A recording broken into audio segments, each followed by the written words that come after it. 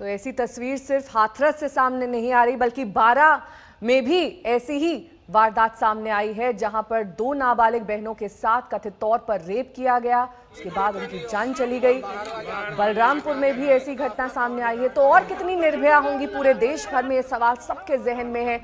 आपको बता दें कि बलरामपुर में कॉलेज की फीस जमा करके लौट रही थी छात्रा, जिसके बाद कथित तौर पर उसके साथ गैंग रेप किया गया। हालांकि आरोपी को गिरफ्तार कर लिया गया है, लेकिन बारां भी आपको लिए चलेंगे, वहां से हमारे सहयोगी शरद कुमार जुड़ेंगे। लेकिन सीधे इस वक्त रुक करेंगे हाथरस का, जहां से मेरी सहयोगी चित्रा त्रिपाठी तमाम जानकारी के साथ जुड़ गई। चित्रा, हम हमेशा ये देखते हैं कि जब इस तरह की वारदात होती है उस पर सियासत खूब होती है। ऐसे में कांग्रेस महासचिव प्रियंका गांधी आज हाथरस पहुंच रही हैं, वहां पर पीड़ित परिवार का हाल लेंगी। एक तरीके से इसे ऐसे भी हम समझ सकते हैं कि कांग्रेस दलित वोट बैंक को साधने की कोशिश भी करेगी और साथ ही हमदर्दी भी जताकर यह बताएगी कि योगी सरकार पूरी तरीके से कानून व्यवस्था को बहाल रखने में उत्तर प्रदेश में फेल है।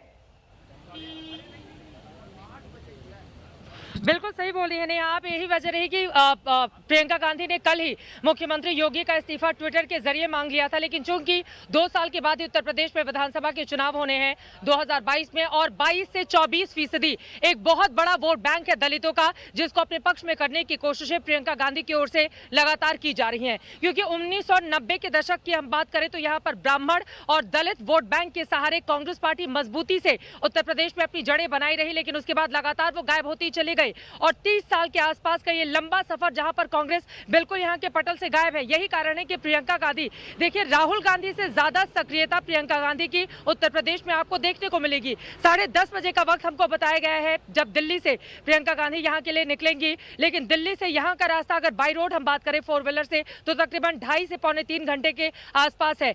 यहां तक क्या वो पहुंच पाएंगे, अपने आप में यह बड़ा सवाल है। हालांकि मैं दिखाना चाहूंगी यहां पर पुलिस बल का भारी जमावड़ा है, क्योंकि एक तरफ SIT की इन्वेस्टिगेशन अंदर लगातार चल रही है, तो वहीं दूसरी तरफ यहां पर सियासत दल आकर अपनी राजनीति नहीं चमकाए, इसकी भी पूरी व्यवस्था और उसको रोकने की कोशिश यहां सरकार की ओर से की गई है। इसी वजह से प्रशासन और पुलिस की यहां पर मुस्तैदी देखी जा रही है।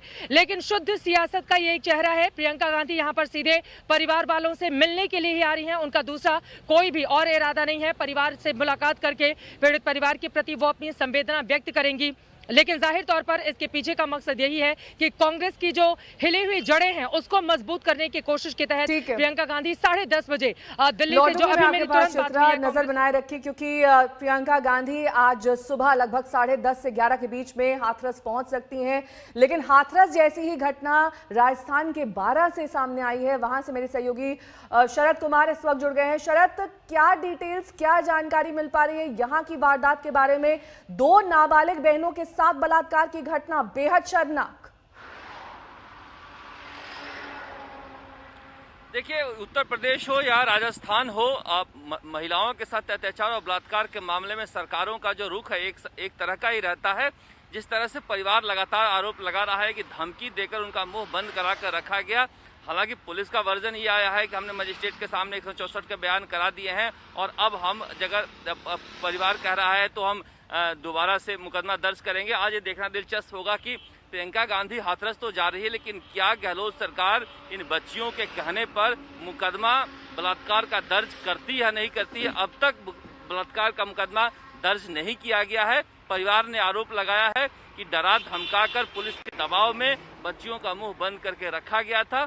तो ये देखना दिलचस्प है कि अब सरकार जो है यूपी में जिस तरह से कांग्रेस रुख अख्तियार कर रही है, क्या राजस्थान में अख्तियार करती है? क्या इन बच्चियों को जो कह रही हैं, आरोप लगा रही हैं, उस पर मुकदमा दर्ज किया जाता है, आरोपियों को गिरफ्तारी होती है?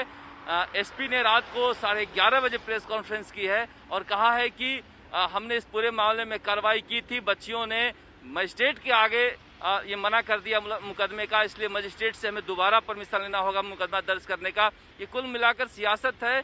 लेकिन अगर 13 साल की और 15 साल की लड़कियां कह रही हैं कि एक नहीं कई बार उनके साथ बलात्कार हुआ है, तो कम से कम इस मामले में पुलिस को जांच करनी चाहिए। शरद, इनका मेडिकल कराया गया है? शरद, हुए बयान का बहाना लेकर देखिए, पुलिस का कहना है कि मेडिकल कराया गया है, मेडिकल में बलात्कार की पुष्टि नहीं हुई है। लेकिन दोनों लड़कियां कह रही हैं कि हमारे साथ क्या हुआ हमें पता नहीं, कहां ले जाया गया, क्या हुआ, दोबारा जांच की मांग कर रही हैं, क्योंकि उस वक्त तो उनका कहना है कि वो सखी हाउस में थी, जो नारी निकेतन था, वहां उनको रिकवर करके रखा गया था और वहां पर पुलिस के निर्देशन में सारी कार्रवाई हो रही थी। अब वो घर पहुंची हैं, तो घर जाकर वो बलात्कार के आरोप लगा रही हैं। अब पुलिस का कहना है कि अगर नए सिरे से कोई तथ्य लड़कियां रख रही हैं तो उस पर हम मुकदमा दर्ज करके कार्रवाई करेंगे, लेकिन अभी तक ये कार्रवाई शुरू नहीं हो पाई है। ठीक है, बहुत बहुत शुक्रिया इस तमाम जानकारी के लिए आपका। शरत हमारे संवाददाता